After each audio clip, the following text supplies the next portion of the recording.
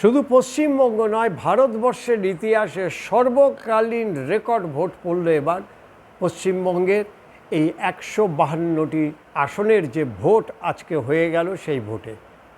বিকেল ৫টা পর্যন্ত নির্বাচন কমিশনের যে সূত্র, সেই সূত্র অনুযায়ী জানানো হয়েছে ৯০% ভোট পড়েছে, যা সর্বকালীন রেকর্ড। তার মধ্যেও সর্বোচ্চ ভোটের হার হয়েছে দক্ষিণ দিনাজপুরে, যেখানে ৯৩% ভোট পড়েছে বিকেল ৫টা পর্যন্ত।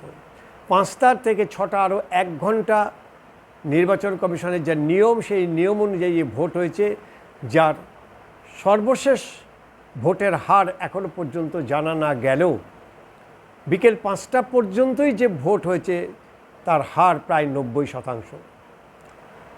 ২০১১ সালে ৮৪% ভোট হয়েছিল, যে ভোটের বামপন্থী সরকারের পতন হয়েছিল, অর্থাৎ সরকার পরিবর্তন হয়েছিল।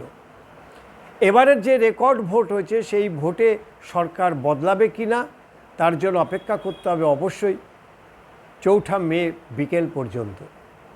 কিন্তু এই বিপুল পরিমাণে ভোটের হার মূলত এসআইআর যে হয়েছে সেই এসআইআরের কারণে হয়েছে বলেও অনেকে মনে করছেন। মানুষ স্বতঃস্ফূর্তভাবে ভোট দিয়েছে, নির্বাচন কমিশন তাদের কথা রেখেছে। বিক্ষিপ্ত কয়েকটি ঘটনা ছাড়া নির্বিঘ্নে শান্তিপূর্ণ ভোট হয়েছে বলে শাসক দলের প্রাক্তন বিদায়ী মন্ত্রী পর্যন্ত জানিয়েছেন। শাসক এবং বিরোধী প্রত্যেকের কাছে এবারের ভোট অভূতপূর্ব ভোট হয়েছে, যেখানে মানুষ স্বতঃস্ফূর্তভাবে ভোট দিয়েছে। এবং অবাক করা বিষয় যে বেলা ১টার মধ্যে প্রায় ৬০% ভোট হয়ে গেছে, যা কোনোদিন হয়নি। পুলিশ এবং কেন্দ্রীয় বাহিনী তাদের দায়িত্ব অক্ষরে অক্ষরে পালন করেছে। আগেই যেটা বললাম যে বিক্ষিপ্ত কয়েকটি ঘটনা ঘটেছে, প্রার্থীর গাড়ি ভাঙচুর হয়েছে, মারধর করা হয়েছে, এজেন্টকে বের করে দেওয়া হয়েছে, কোথাও বা প্রিসাইডিং অফিসার সে পক্ষপাতমূলক আচরণ করেছে, নানা অভিযোগ উঠেছে। কিন্তু কয়েকটি ঘটনাকে বাদ দিলে প্রায় ৯৯% ক্ষেত্রে এবারের ভোট অবাধ শান্তিপূর্ণ ভোট হয়েছে। মানুষ তার গণতান্ত্রিক অধিকার প্রয়োগ করেছে কোনো রকম বাধা ছাড়াই।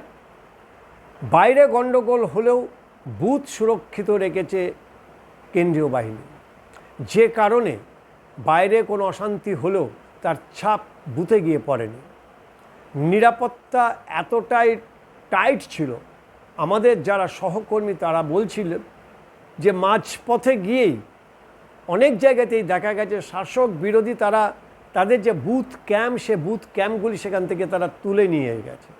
তার কারণ হচ্ছে বিএলও যে স্লিপ দিয়েছিল, সেই বিএলও স্লিপ নিয়েই ভোটাররা তাদের লাইনে গিয়ে দাঁড়িয়েছে, যেখানটায় বুথে যারা কাজ করত, এই যে বুথ কর্মী যারা ছিল তাদের যে কাজটা ছিল সেই কাজটা কার্যত অকেজো হয়ে গেছে।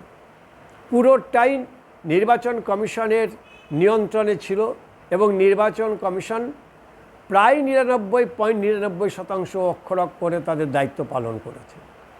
ভোটের রেজাল্ট কি হবে তার জন্য ৪ঠা মে অপেক্ষা করতে হবে। তবে মানুষ যে স্বতঃস্ফূর্তভাবে নির্বিঘ্নে ভোট দিয়েছে, শান্তিপূর্ণভাবে ভোট দিয়েছে, বিরোধী এবং শাসক দুদলই স্বীকার করে নিয়েছে।